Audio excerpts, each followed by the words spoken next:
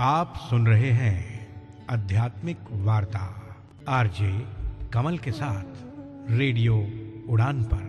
श्रवण के अनंत आनंद की अनुभूति हेतु सुनते रहिए रेडियो उड़ान, एक उड़ान जीवन की।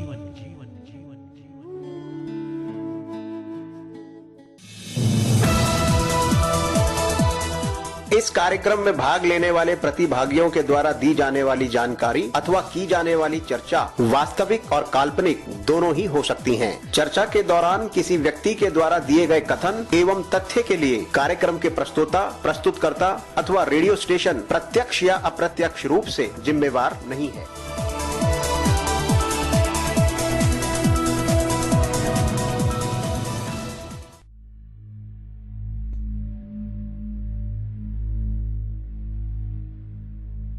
गीता दिव्य दर्शन श्रीमद् भगवद गीता 18वां अध्याय संन्यास योग तृतीय भाग स्थिर चित्त शुद्ध स्वरूप सम्मानित भारत और विश्वासियों, हार्दिक प्रेम।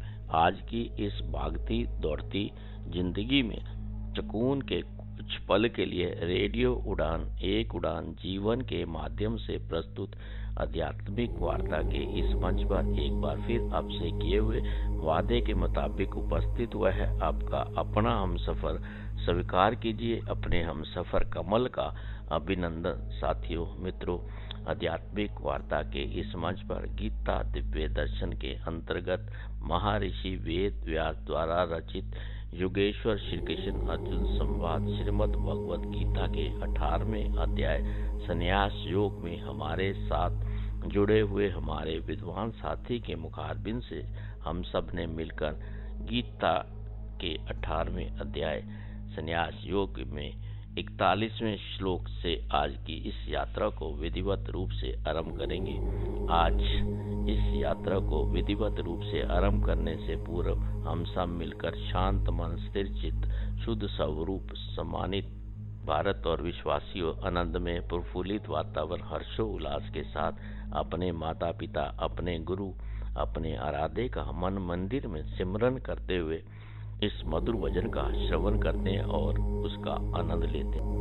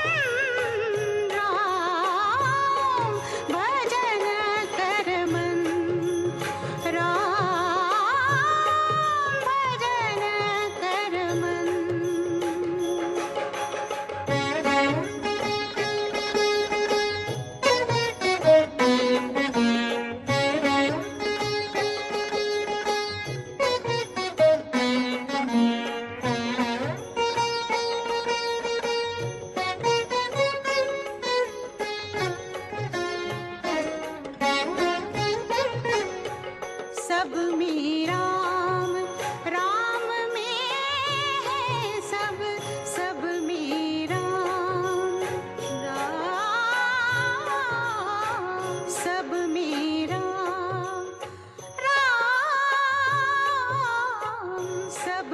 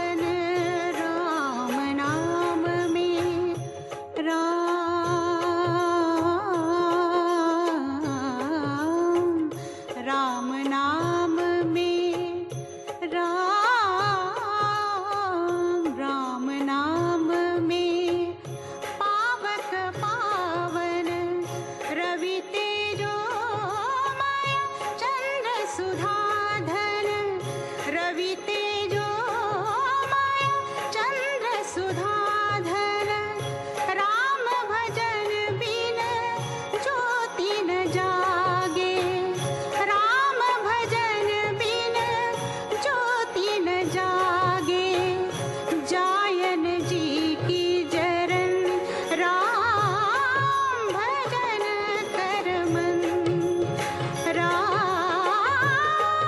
भजन कर मन।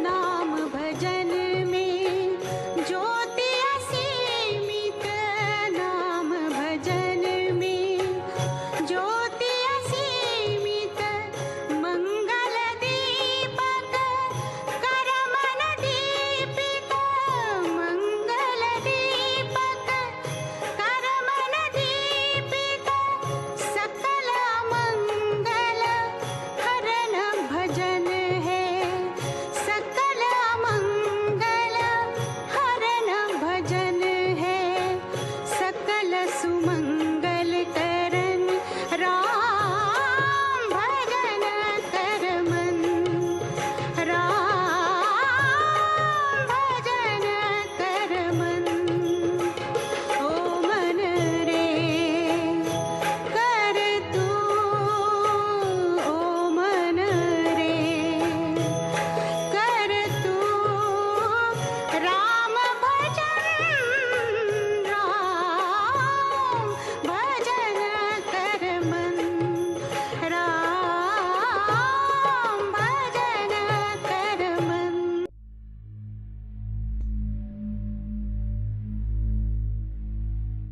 आध्यात्मिक वार्ता के इस मंच पर गीता दिव्य दर्शन के अंतर्गत अब सभी सम्मानित भारत और विश्ववासियों का दिल की गहराइयों से हार्दिक अभिनंदन।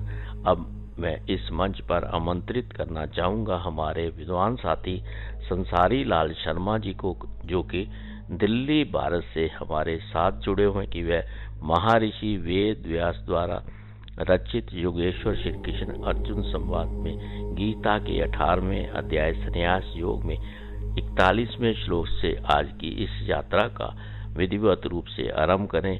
आइए हम सब मिलकर आध्यात्मिक वार्ता के इस मंच पर एक बार फिर से संसारी लाल शर्मा जी का दिल की गहराइयों से हार्दिक अभिनंदन करते हैं और उनसे अनुरोध करते हैं कि वह इस यात्रा को आरंभ करें। मित्रों नमस्कार।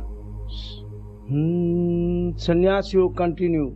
भज गोविंदम भज गोविंदम गोविंदम भज मूढ़मते, भज गोविंदम भज गोविंदम गोविंदम भज मूढ़मते।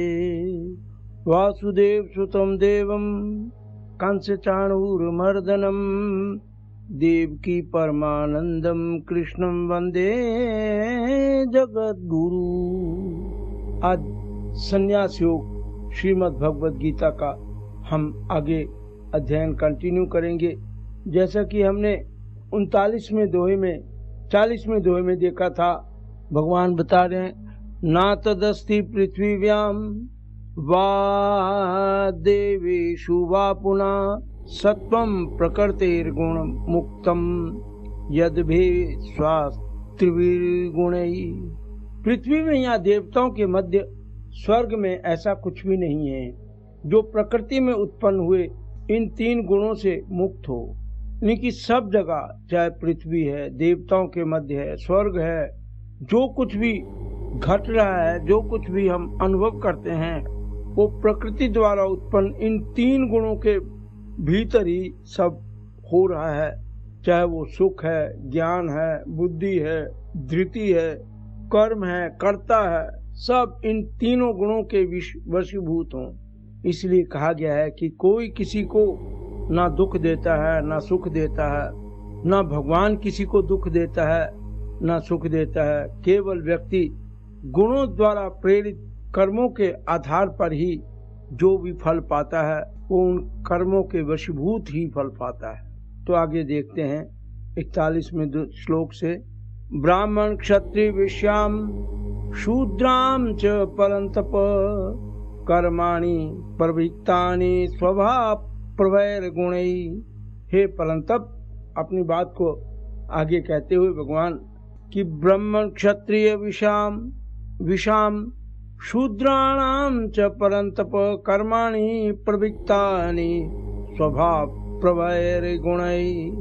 हे परंतप, ब्राह्मण क्षत्रिय वैश्य शूद्र और ये जो 4 वर्ण हैं, ये कर्मों के भी उनके स्वभाव जन्य गुणों के कारण विभाग हो गए हैं। ये जो कर्म है गुण के अनुसार स्वभाव के कारण इनके भी विभाग हो गए हैं। तो ब्राह्मण क्षत्रिय वैश्य शूद्राणाम च परंतप कर्माणि प्रविविक्तानि स्वभाव प्रवैर गुणै। ये परंतप, ब्राह्मण क्षत्रिय वैश्य और शूद्र के कर्मों के भी उनके स्वभावजन्य गुणों के कारण विभाग हो गए हैं। अब इन 4 वर्णों के अलग अलग क्या कार्य हैं वो बताते हैं। शमो दम तपा कौ शौचम क्षात्रिराज्वमेव च ज्ञानम विज्ञानमास्तिक्यम ब्रह्म कर्म स्वभावजम। शमो दमोस्तपा शौचम क्षात्रिराज्वमेव च। शम मन पर कंट्रोल करना, दम इंद्रियों पर निग्रह करना, इंद्रियों को कंट्रोल करना।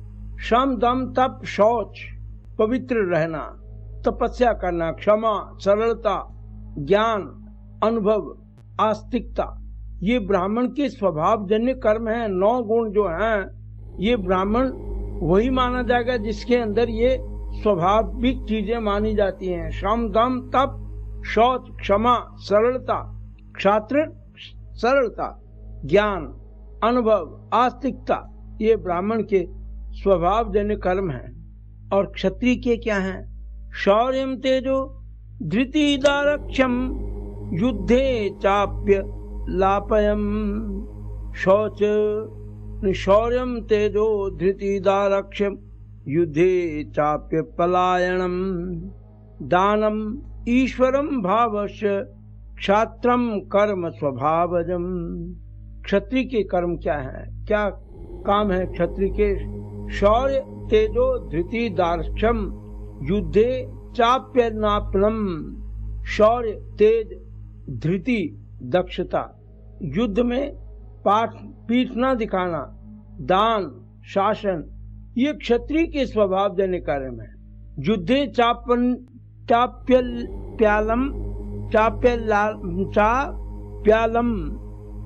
चाप्यालम दान ईश्वर भावस्य क्षात्रम कर्म स्वभावजम। शौर्य तेज धृति दक्षता, युद्ध में पलायन ना करना, पीठ ना दिखाना, दान शासन करना, ये क्षत्रिय के स्वभावजन्य कर्म है। कृषि गोरक्ष वाणिज्यम वैश्य कर्म स्वभावजम परिचर्यात्मा कर्म शूद्रत्यापि विभागजम। वैश्य के क्या कर्म है? कृषि करना, कृषि गोरक्ष वाणिज्यम वैश्य कर्म स्वभावजम, खेती पशुपालन गोरक्षा व्यापार, ये वैश्य के कार्य हैं। और परिचर्यात्मक कर्म शूद्रस्यापि स्वभावजम, और शूद्र का स्वभावजन्य कर्म सेवा है, सेवा करना है, शूद्र का काम है। तो चारों के अलग अलग स्वभाव के हिसाब से कर्म निर्धारित हो जाते हैं। स्वे स्वे कर्मण्यभिरता संसिद्धिम लभते नरा स्वकर्म निरतम सिद्धिम यथा विन्दति तत्क्षणु। स्वे स्वे कर्मण्यभिरता संसिद्धिम लभते नरा। स्वयं अपने कर्म में रत रहकर पुरुष मोक्ष पाते हैं। अपने कर्म को जो करता है सही रूप से, दूसरे अध्याय में भी जैसे कहा गया कि योग की परिभाषा कर्म कौशलम योगम कर्म कौशलम, कर्म में कुशलता ही योग्य है। एक बच्चा जो खेल में अच्छा है वो अपना खेल का खेल के समय खेल ही खेले, वही उसका कर्म में कौशलता है। एक किसान खेती का काम करता है, वो खेत में अच्छी तरह से हल जोते, फसलों को देखे, वही उसका कर्म है। एक टीचर पढ़ा रहा है, पढ़ाई के समय वो कहे मैं पूजा कर रहा हूँ, तो वो अपने कर्म से विचलित हो रहा है। तो इसलिए कहा स्वे स्वे कर्मणे वीरता संसिद्धिम लभते नरा।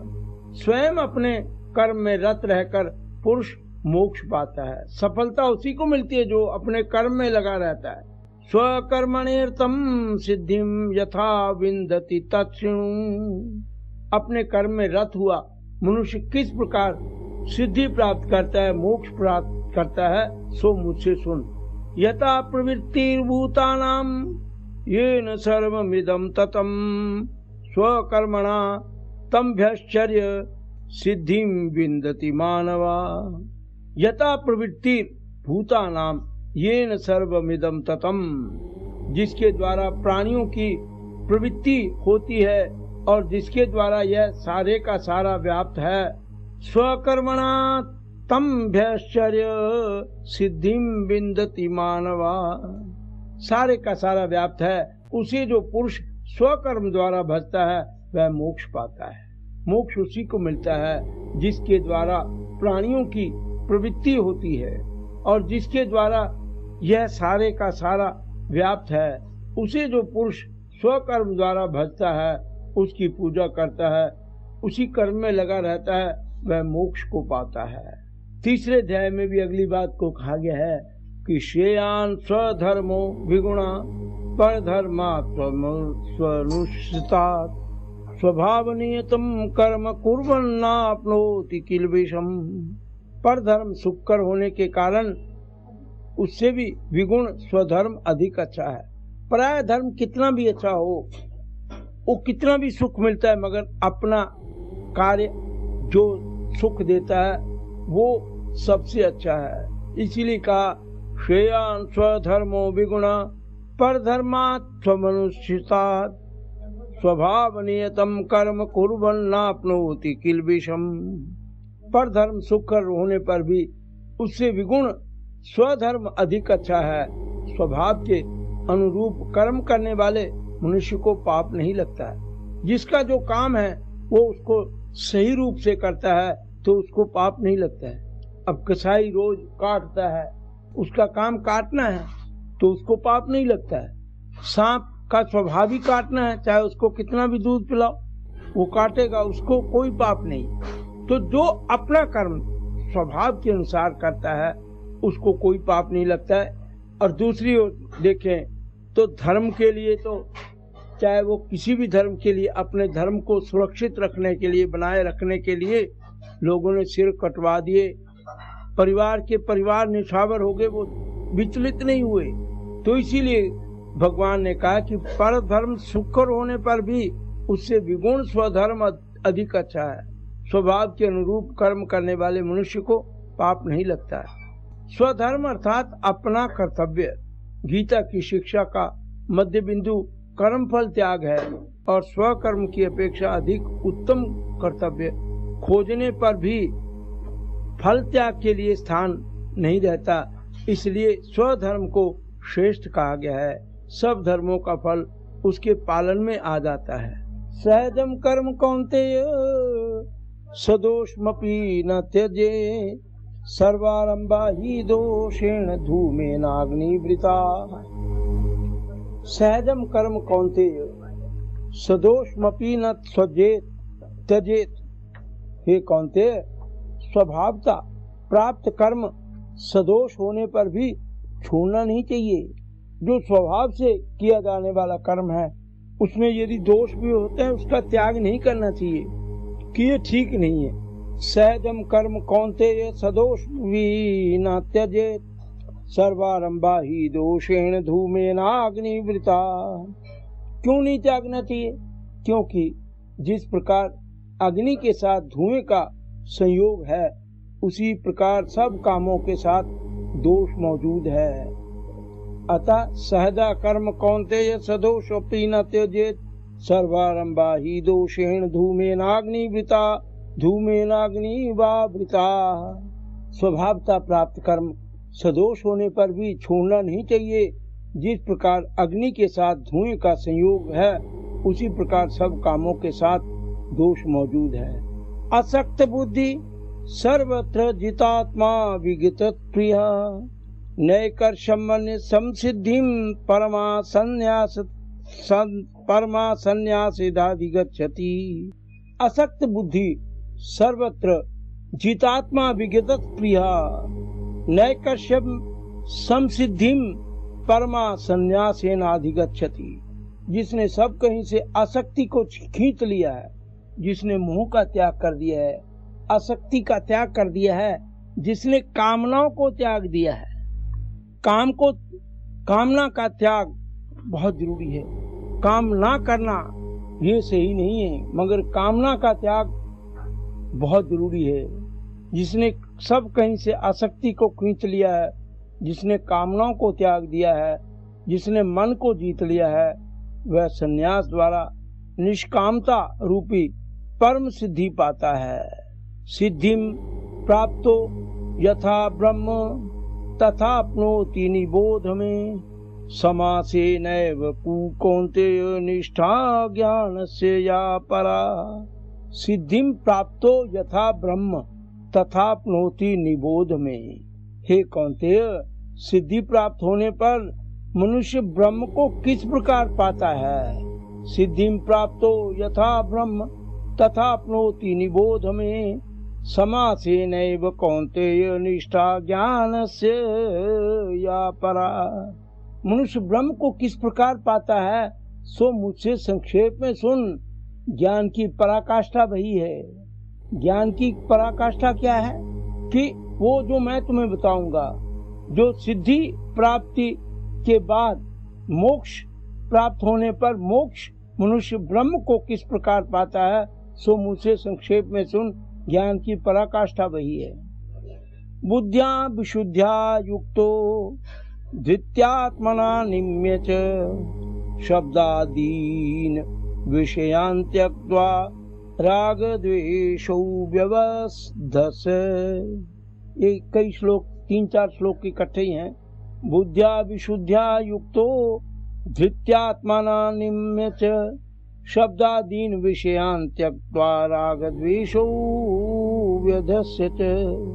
भगवान कहते हैं कि जिसकी बुद्धि शुद्ध हो गई है, ऐसा योगी दृढ़ता पूर्वक अपने को वश में करके विभक्त से भी लघ्वाशी यत्वाक्याय मानसा ध्यान योग परो नित्यम वैराग्यम समुपास्थिता।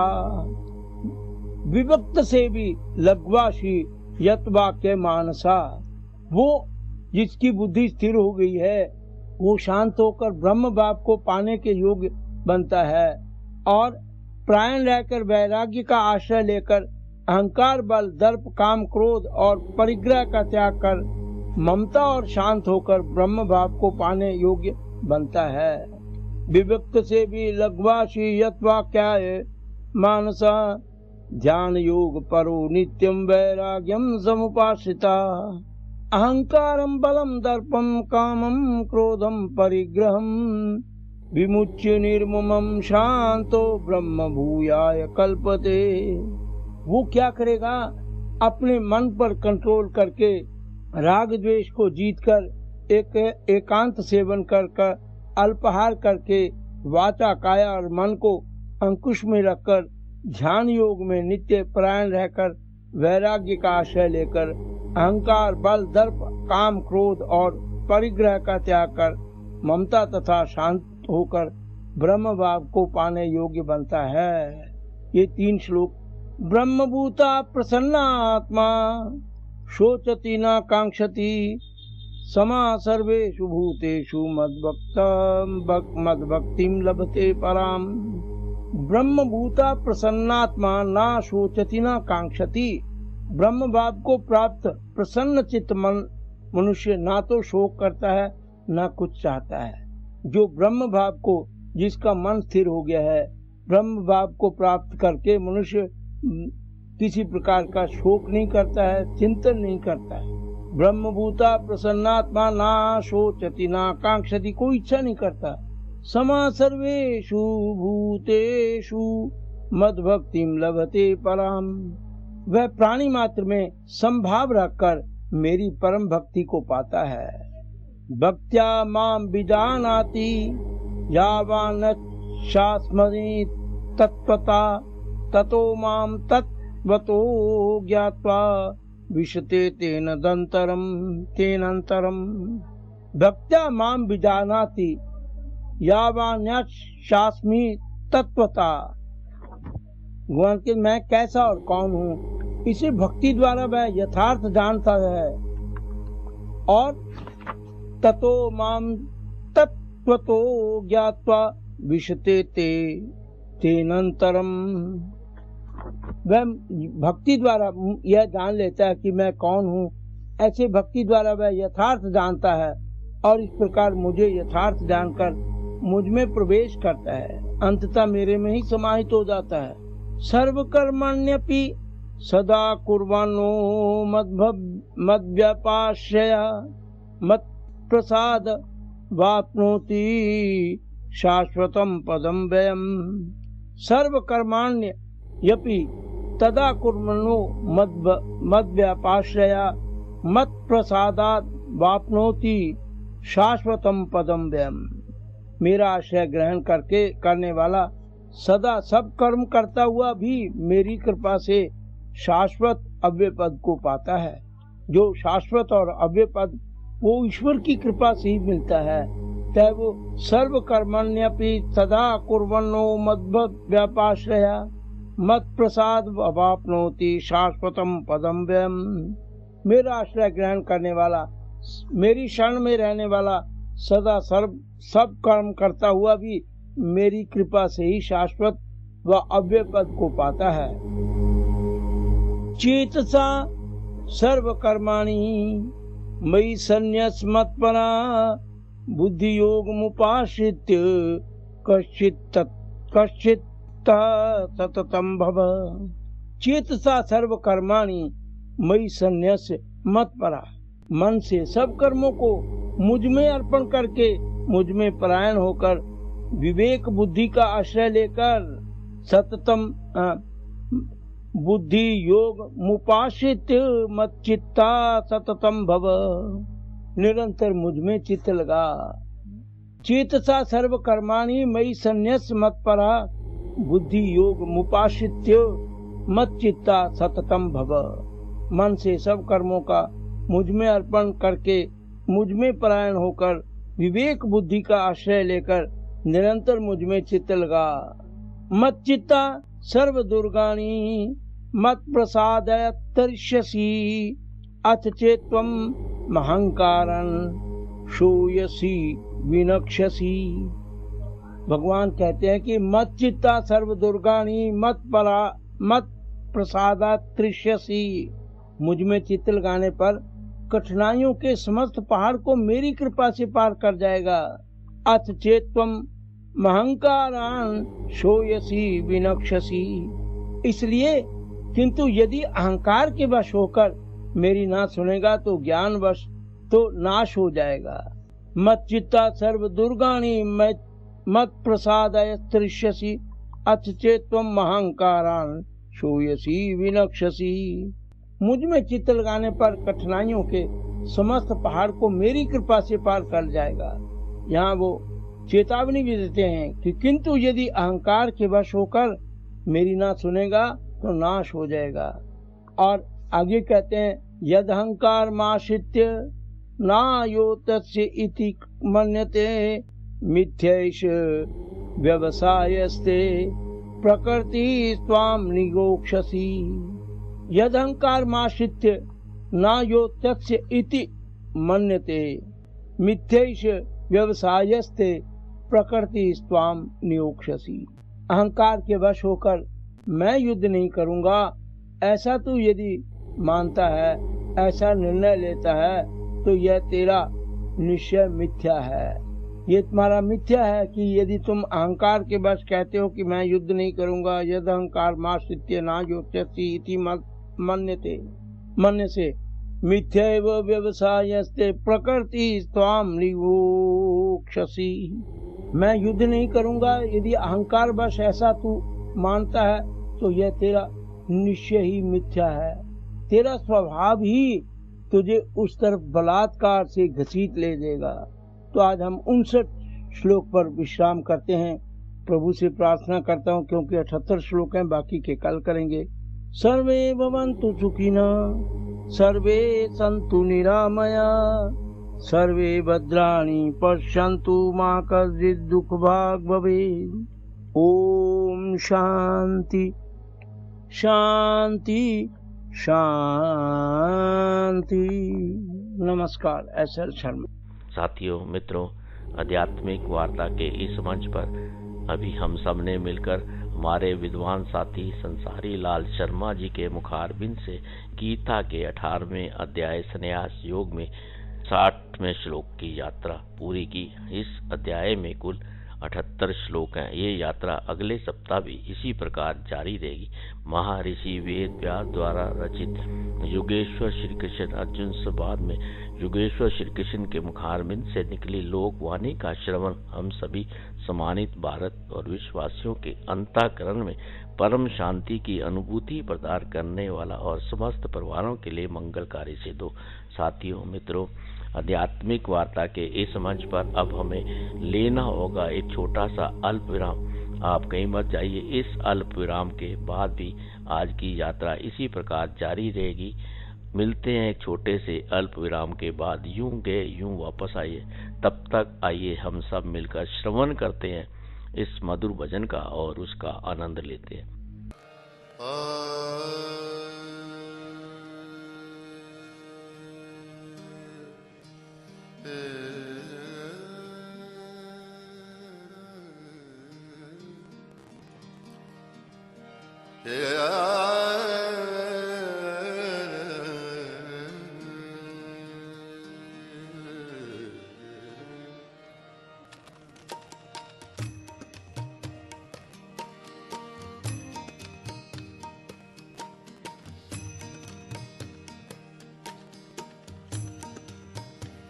तुम मेरी राखो लाज हरी, तुम मेरी राखो लाज हरी, तुम मेरी राखो लाज हरी, तुम मेरी राखो लाज हरी, तुम मेरी राखो लाज हरी, तुम मेरी राखो लाज हरी।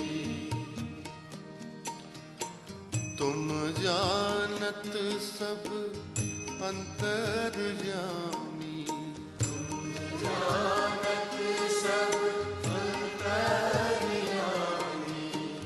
करनी कछु ना करी, तुम मेरी राखो लाज हरी, तुम मेरी राखो लाज हरी।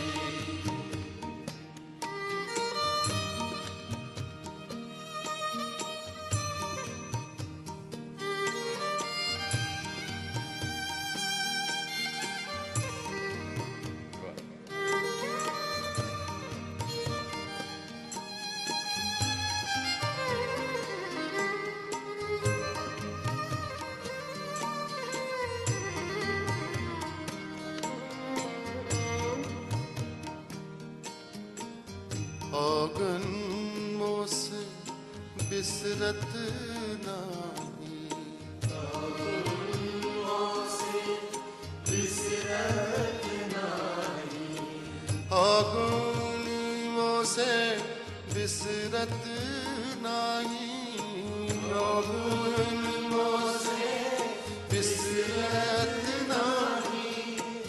औगन मोस बिसरत नाही,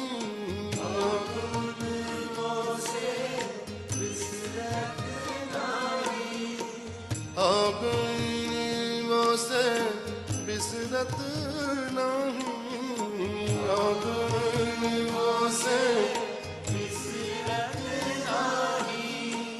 पल छीन घड़ी घड़ी तुम मेरी राखो लाज घड़ी तुम मेरी राखो लाज हरी तुम मेरी राखो लाज हरी तुम मेरी राखो लाज हरी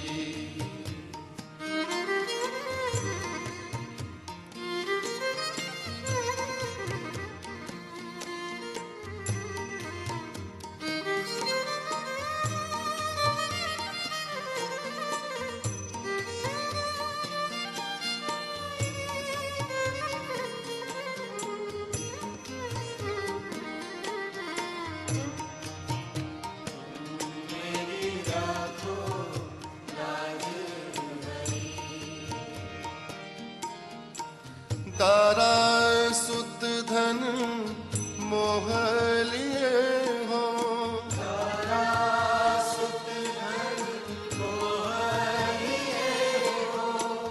तारा सुत धन मोह लिए हो तारा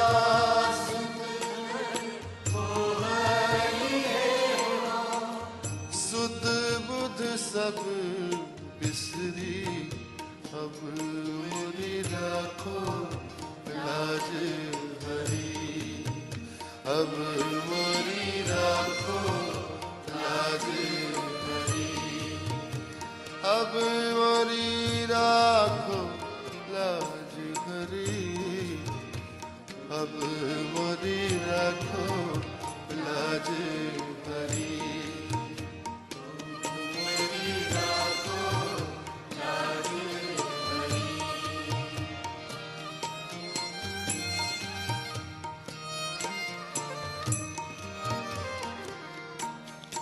सूर पतित को बेग उबारो सूर पतित को बेग उबारो सूर पतित को बेग उबारो सूर पतित को बेग उबारो बेग उबारो बेग उबारो सूर पतित को बेग उबारो अब मेरी नाव धरी तुम मेरी राखो लाज हरी तुम मेरी राखो लाज हरी तुम मेरी राखो लाज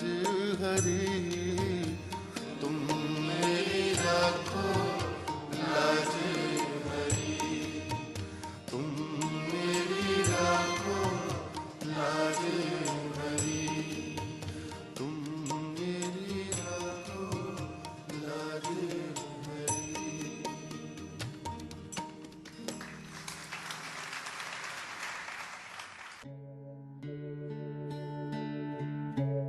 आप सुन रहे हैं आध्यात्मिक वार्ता आरजे कमल के साथ रेडियो उड़ान पर। श्रवण के अनंत आनंद की अनुभूति हेतु सुनते रहिए रेडियो उड़ान, एक उड़ान जीवन की।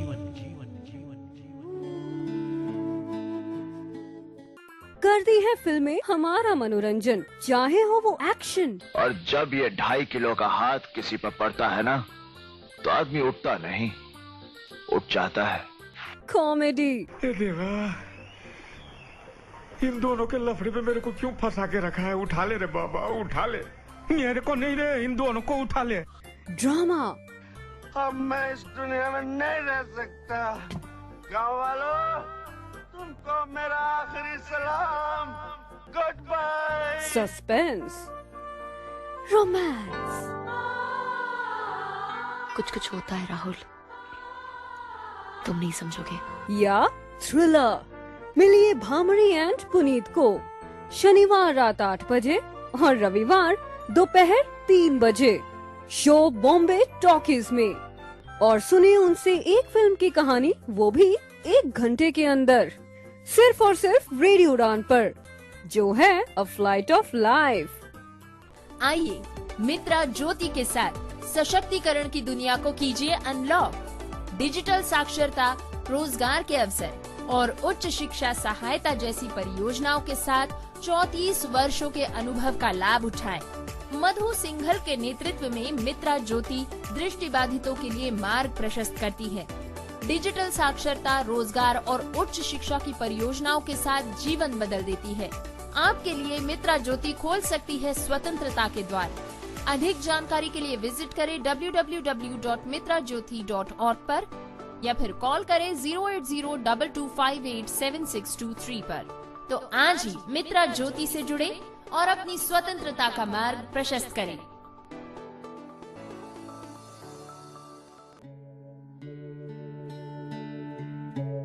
आप सुन रहे हैं आध्यात्मिक वार्ता आरजे कमल के साथ रेडियो उड़ान पर। श्रवण के अनंत आनंद की अनुभूति हेतु सुनते रहिए रेडियो उड़ान, एक उड़ान जीवन की।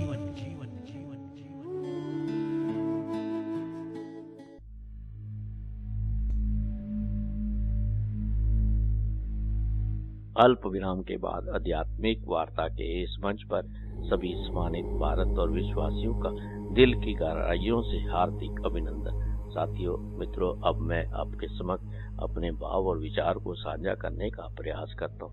साथियों, मित्रों, मृत्यु लोक की इस भूमि में जब जीव प्रवेश करता है तो अपने साथ कई वादे करके आता है।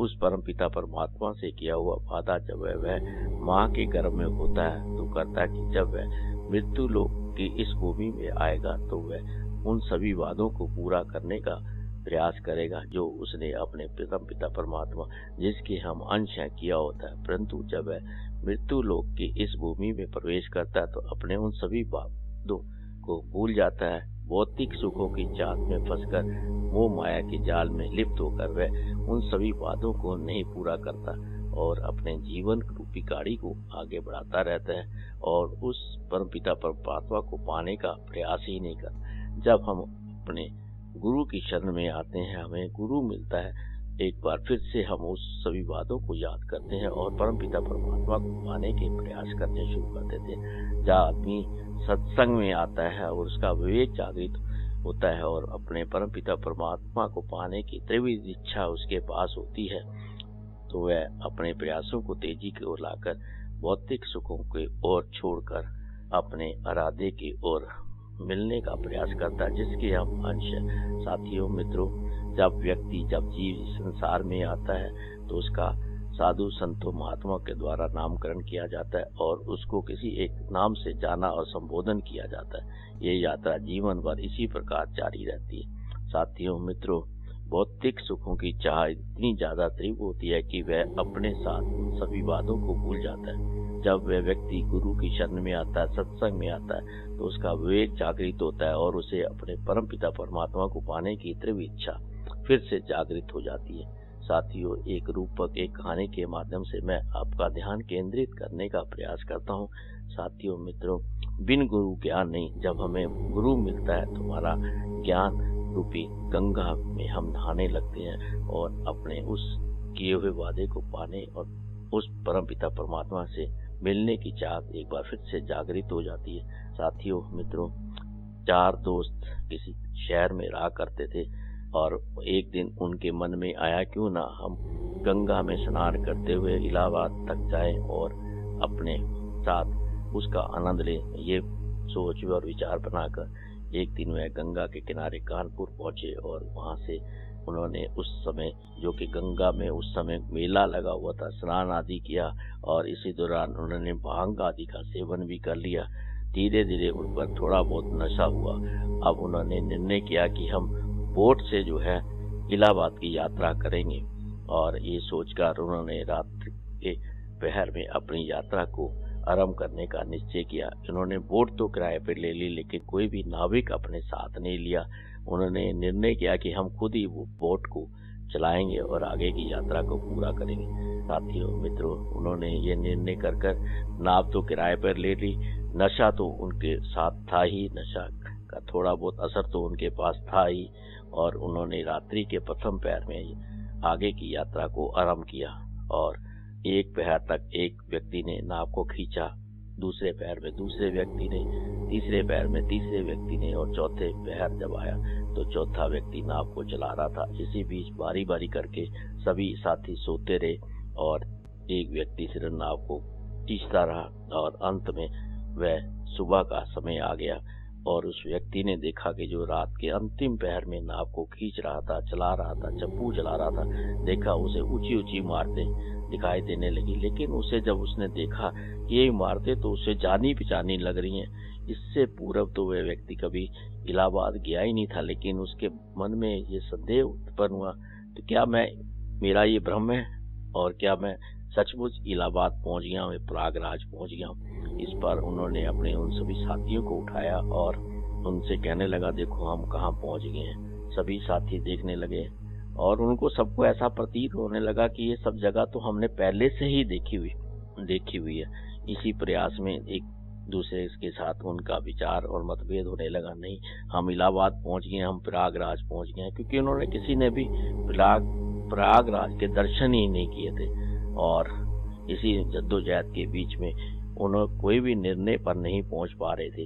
इसी बीच वहां से एक साधु महात्मा गुजरा और वह उनकी बातों को सुनने लगा। तो जब उन चारों मित्रों ने उनसे अनुरोध किया, क्या हम प्रयागराज पहुंच गए, इस पर वह व्यक्ति, वो साधु महात्मा जोर से हंसा और कहने लगा, साथियों मित्रों, आप उसी जगह पे हैं जहां से आपने यात्रा आरंभ की थी। इस पर उन्हें सब साथियों को बहुत ही आश्चर्य हुआ कि वह तो कानपुर से इलाहाबाद के लिए चले थे और सारी रात चप्पू चलाते रहे, नाव को खींचते रहे, खींचते रहे, फिर वहां पे क्या।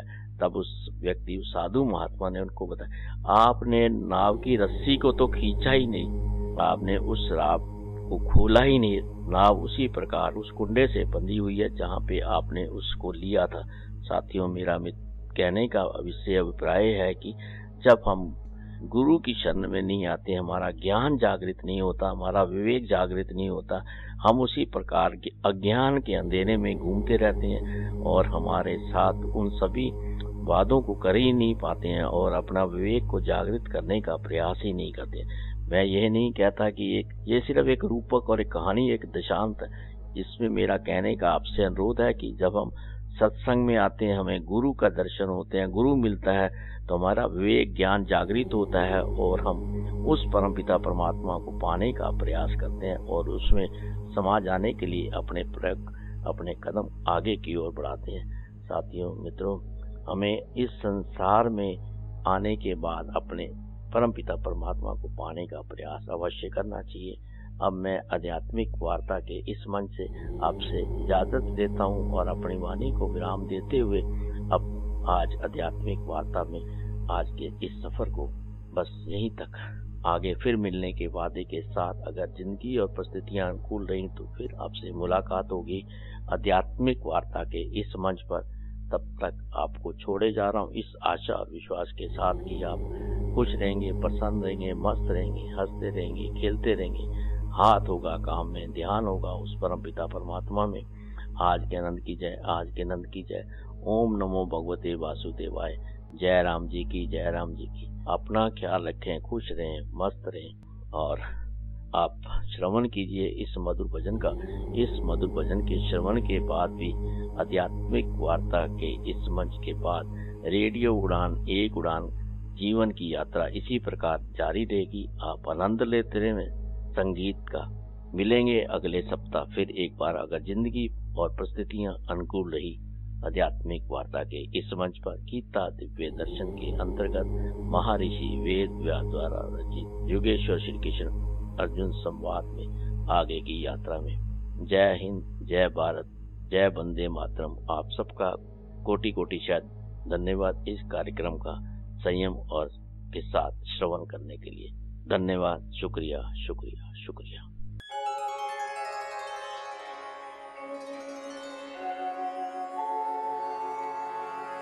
विमुख शिखर से धारा धाये राधा हरि सम्मुख लाए बांसुरिया हरि सावरिया की राधा गोरी सुनवा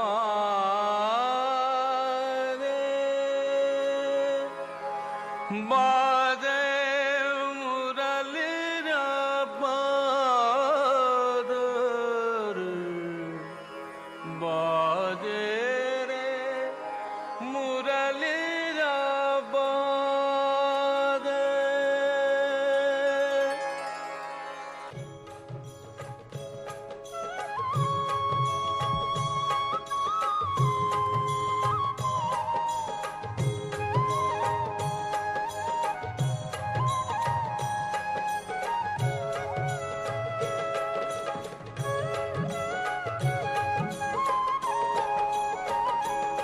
बाजे रे मुरलिया बाजे बाजे रे मुरलिया बाजे बाजे रे मुरलिया बाजे अधर धरे मोहन मुरली पर अधर धरे मोहन मुरली पर होठ पे माया बिराजे बाजे मुरलिया बाजे बाजे रे मुरलिया बाजे।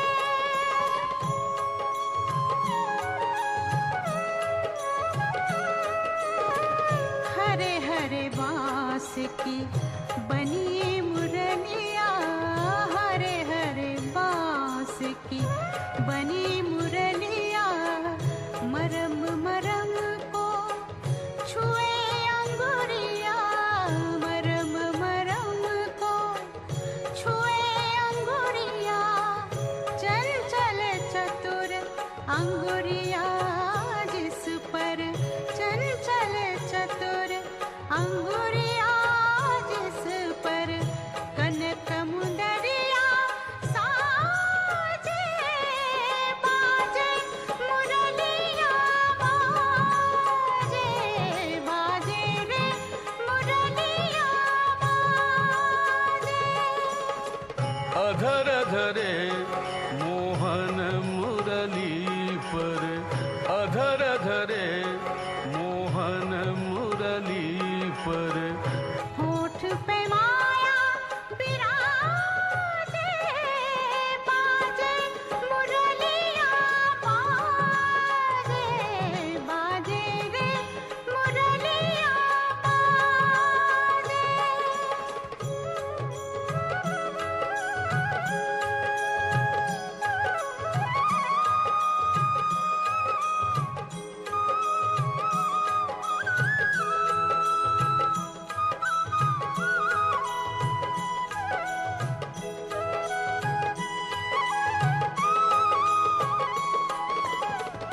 पीली मुंदरी अंगूरी शाम पीली मुंदरी अंगूरी शाम मुंदरी पर राधा का नाम मुंदरी पर राधा का नाम आखर देखे सुने मधुर स्वर आखर देखे सुने मधुर स्वर राधा गोरी लाजे बाजे मुरलिया बाजे बाजे रे मुरलिया बाजे।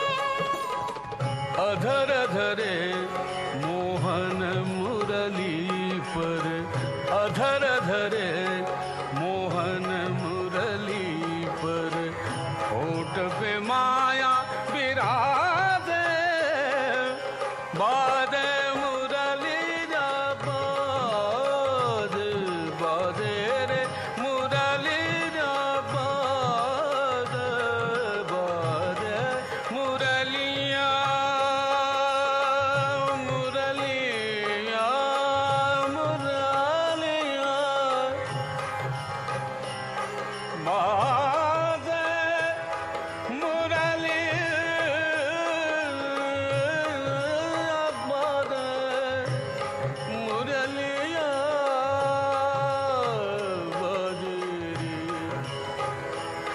बादे रे मुरलिया बादे।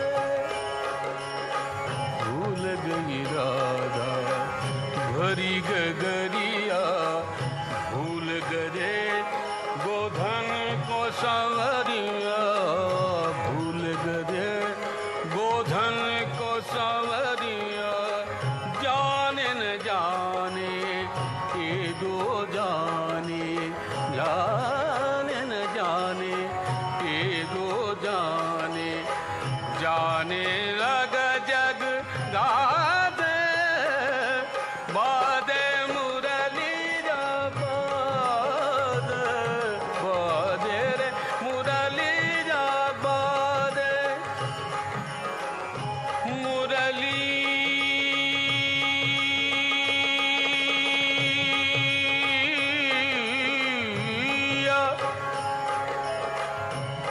मुरलिया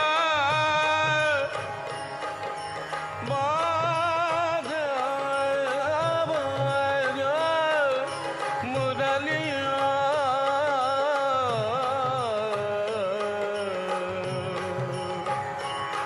बाजे रे मुरलिया बाजे, बाजे रे मुरलिया बादे मुरलिया बादे, मुरलिया बादे।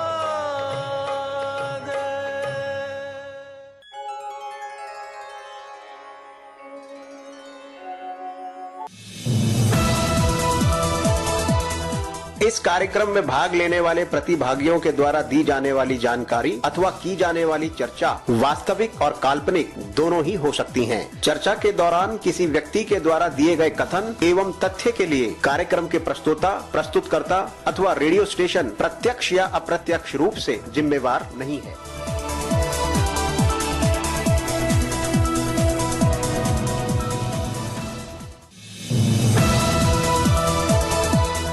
इस कार्यक्रम में भाग लेने वाले प्रतिभागियों के द्वारा दी जाने वाली जानकारी अथवा की जाने वाली चर्चा वास्तविक और काल्पनिक दोनों ही हो सकती हैं। चर्चा के दौरान किसी व्यक्ति के द्वारा दिए गए कथन एवं तथ्य के लिए कार्यक्रम के प्रस्तोता, प्रस्तुतकर्ता अथवा रेडियो स्टेशन प्रत्यक्ष या अप्रत्यक्ष रूप से जिम्मेवार नहीं है।